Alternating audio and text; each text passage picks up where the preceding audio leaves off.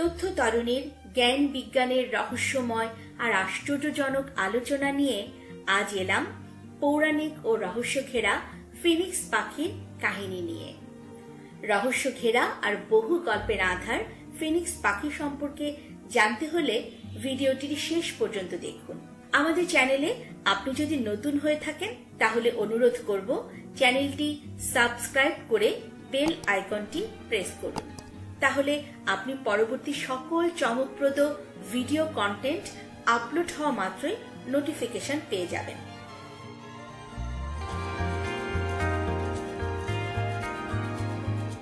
পুরাণে নানা রকম আশ্চর্য পশু পাখির সন্ধান মিলে।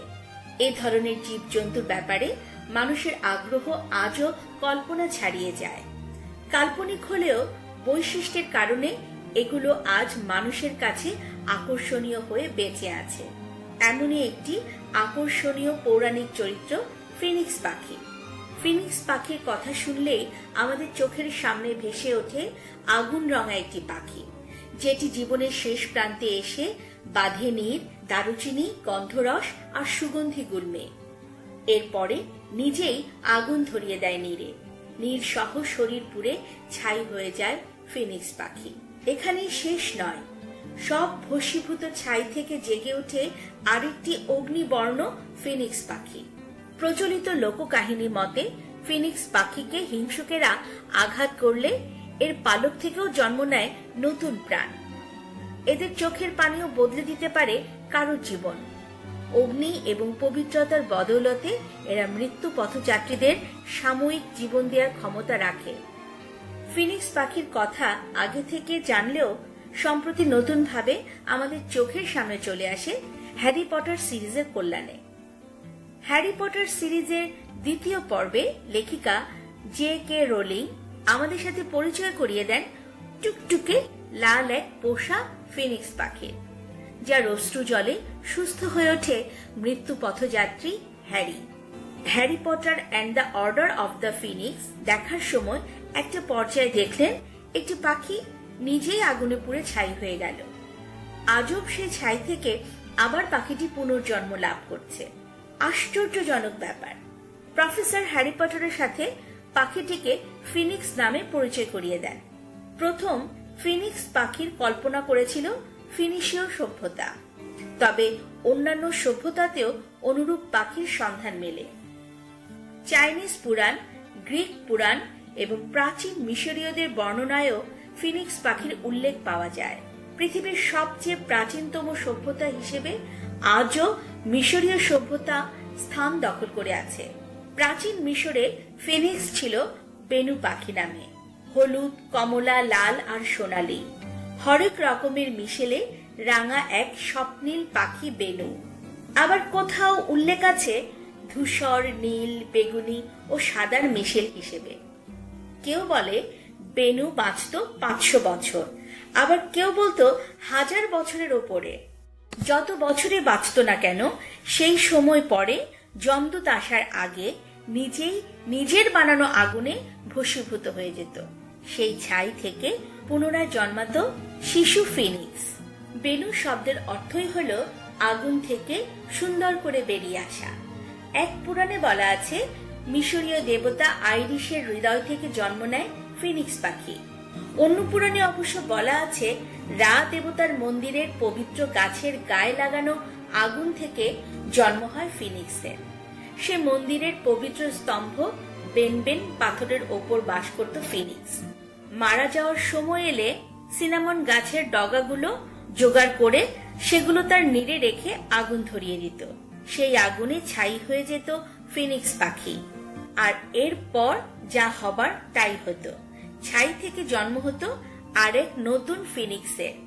নীল নদে শুকিয়ে যাওয়া আবার তা পানিপূর্ণ হয়ে ওঠার সাথে মিশরীয়রা ফিনিক্স পাখির মৃত্যু ও পুনর্জন্মের মিল খুঁজে পেত। নীল নদের প্লাবনের সময় নীল রঙের সুন্দরী পাখিটি আশ্রয় নেয় উঁচু জায়গায়। তখন মনে হয় পানিতে সূর্য ভাসছে।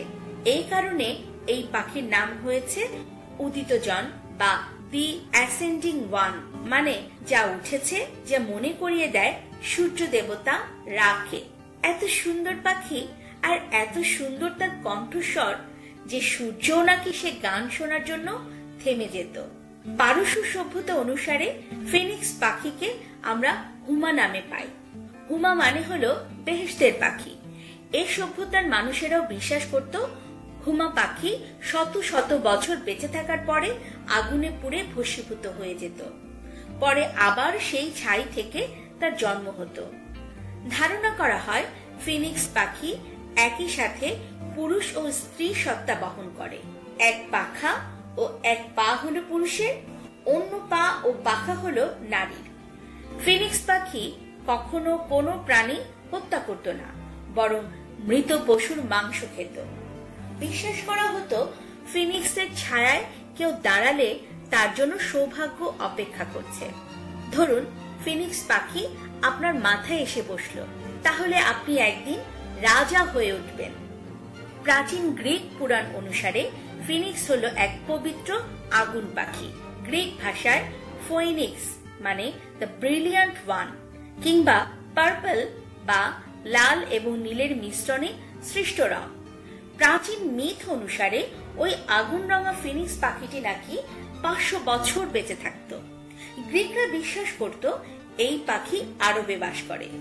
প্রতি ভোরে ফিনিক্স তার বাসস্থানের পাশের এক কুয়ার পানিতে গোসল করে এবং সূর্য দেবতা অ্যাপেলো তার রথ থামান ফিনিক্স পাখির গান শুনবার জন্য। অন্য সব পুরাণের মতো জীবনের একেবারে শেষ প্রান্তে এসে পাখিটি দারুচিনি, গন্ধরস প্রভৃতি সুগন্ধি উদ্ভিদ দিয়ে তৈরি করত একটি নীড়।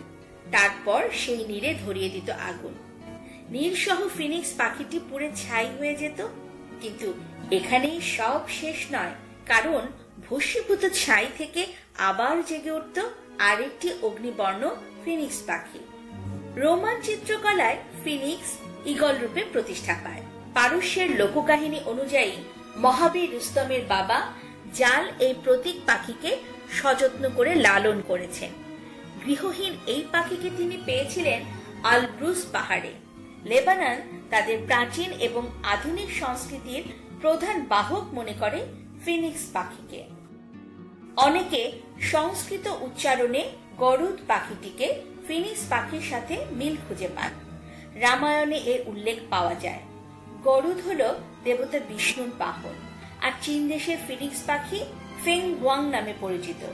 ফিনিক্স পাখি ঠিক কেমন ছিল তা জানা সম্ভব না, তবে পাখিটি সম্পর্কে যতটুকু জানা যায় তা থেকে আমরা আমাদের মতো করে পাখিটার একটা কাল্পনিক ছবি এঁকে নিতে পারি। তো বন্ধুরা, দেখতে দেখতে আমরা ভিডিওটির শেষ পর্যায়ে এসে পৌঁছেছি। অচিরেই নতুন আর চমকপ্রদ কোনো টপিক নিয়ে আবার আপনাদের মাঝে হাজির হব। ততক্ষণ পর্যন্ত ভালো থাকবেন আর জানার ইচ্ছা অবদমিত রাখবেন। ভিডিওটি ভালো লাগলে চ্যানেলটি সাবস্ক্রাইব করবার অনুরোধ রেখে শেষ করছি। শুভকামনা, অবিরাম।